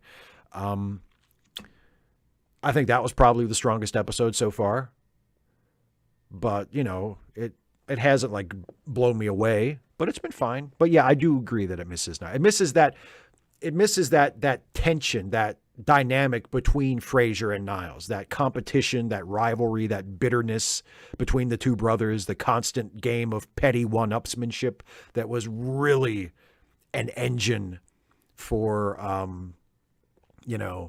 for the show. It seems like they've kind of tried to distribute that to different characters, because you have Frasier's nephew, who is sort of like the fastidiousness and the neurosis of Niles. But then you have Frasier's friend, Alan, his fellow professor, like his old friend at Harvard that he works with now, who is the guy who can go toe to toe with Frasier on all of the fancy boy stuff. On all of the, he can try to out sophisticate each other because he's the character who is just as intelligent and just as sophisticated and just as erudite as Frasier. But with Niles, you had both of those at once. Like, Niles was the more neurotic version of Frasier, but he also could match Frasier in terms of, the high society stuff. And it just doesn't work quite as well when you have those qualities split up and distributed to different characters. Yes, Kane 20C. I was going to mention that at the end of the show, but we are fast approaching that anyway. Yes, the new late seating is up, and it is our review of one of Jason's very favorite movies, and a movie that I consider a very good movie as well, The Blues Brothers. In fact, you know what? Let me go ahead and start to wrap the show up. So I will do my closing plugs and stuff, and then I'll come back and take one last pass through the chat and see what everybody has to say one last time, and then we'll call it a night, shall we? So first of all, 255 AD asks, I just caught this right before I went into my spiel. 255 AD asks, are you going to do the TOS ep where they go to Roman Earth? Yes, I am. Okay, now then.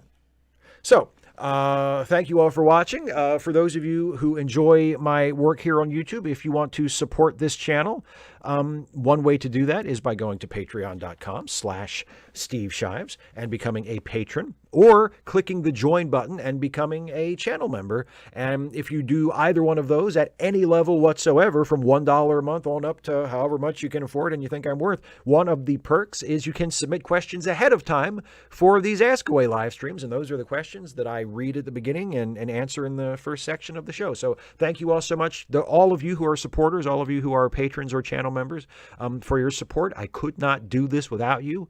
I greatly appreciate your support over the years, no matter how long you've been a supporter, whether you've been with me for years or you just became one. Either way, thank you so much for your support and for allowing me to do what I do. And if you enjoy what I do here on YouTube, you should check out the podcasts that I am on as well. We just mentioned from the live chat, Late Seating, the movie review podcast that I host alongside the great Jason Harding, where we take a look at classic films and give them a fresh look and see if they deserve the reputation they have, whatever that reputation may be. Our new episode is The Blues Brothers. For my money, the best movie ever made based on a Saturday Night Live sketch, although The Blues Brothers wasn't quite a sketch, but an act from Saturday Night Live. And one of the two Dan Aykroyd movies that I find tolerable. I'll give it one of the two Dan Aykroyd performances. He's been in other movies that I've liked, like Trading Places is good, but Aykroyd, not so much. But Aykroyd is tolerable in The Blues Brothers, and except for the unforgivable mugging in the ghost blowjob scene and that weird physical thing that he does, that clownish body language that he does when he slides down the fire pole, and he does like this, like he's fucking, walking on the moon or something. Just the broad clown shit. What the fuck? God, I hate it. Anyway, other than that, I find him tolerable in Ghostbusters, and I find him tolerable in The Blues Brothers. But yeah, Blues Brothers, good movie. Went off on an anti-Aykroyd rant there. Can't really help myself. But Blues Brothers, good movie. We review it on the new Late Seating. Also, the Ensign's Log, the Star Trek-themed improv comedy podcast that I do alongside Jason and the wonderful, brilliant Day Nicole, who has been with us in the chat. New episode of that coming up next week. So new Late Seating went up this week. New Ensign's Log next week. If you enjoy funny Star Trek stuff, check out the Ensign's Log. We have a great time doing it. And also don't forget charitylinks.page to help out some friends of ours who are in need. And Geek has been dropping specific links in the chat. Please make use of those. You will also find those on charitylinks.page. If you have a few bucks to spare and you want to help out a worthy cause, I highly recommend and suggest consulting charitylinks.page for people who need your help. Well, let me check the live chat one last time. See what all people are saying. 255 AD says, you know what's something I've always thought would be a good idea for a comedy sketch, a Groundhog Day parody where it's a high-functioning autistic person, so they're like... And then I didn't see the rest of it. I didn't see the rest of it. Okay. Shives, Sriastov. Hey, Steve, how do you think film discussion has evolved online? Do you think there is any room for a productive discussion to good faith criticism or praise? Not as much as there should be. I mean, I think film discussion online has devolved as much as any other kind of discussion has devolved. You know, I think, unfortunately, it is not in a very good state. I do wish there was more of a place, generally speaking, like to a general audience, and also specifically within individual fandoms. I wish there was more of a space for constructive, good faith criticism, and there just isn't. At least for the most part, there is. Like, I try to do that. There are other people who try to do that online, but we are not the majority. Like, the big film review, the big movie content channels are all either comedic in nature, and some of which are great. You know, I have no complaint about that. But a lot of which are just, they're either very, very shallow reviews that are just, oh my God, this is awesome. They're like fanboy stuff. Either, oh my God, this movie is awesome, you guys need to check this out. Or this movie sucks because of X, Y, and Z. And it's usually for shallow, nerdy bullshit reasons, not any kind of like well thought out, constructive, reasonable, articulate criticism. So yeah, film discussion is unfortunately not in a very good state, I think. Let me see.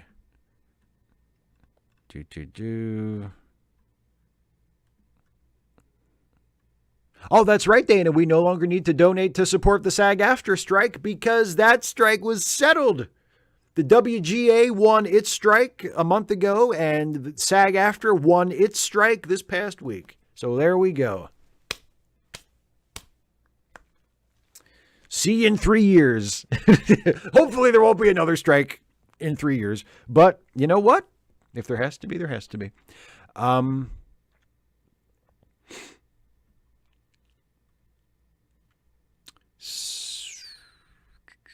All these people saying Aykroyd was good and such and such. Okay. Believe what you want. You know what? People like different things, and that's a good thing. That's a good thing. All right. I am taking off, everybody. Thank you all so much for joining me tonight. I will see you, actually, Dana and I together will see you on Wednesday for another episode of Trek Reluctantly. We're watching Poirot again. We're watching the disappearance of the Prime Minister, I believe, is the episode we're watching of Agatha Christie's Poirot on Wednesday. And I will see you back here in 2 weeks for another Ask Away. So have a good night. Have a good weekend. Take care, everybody. Bye-bye.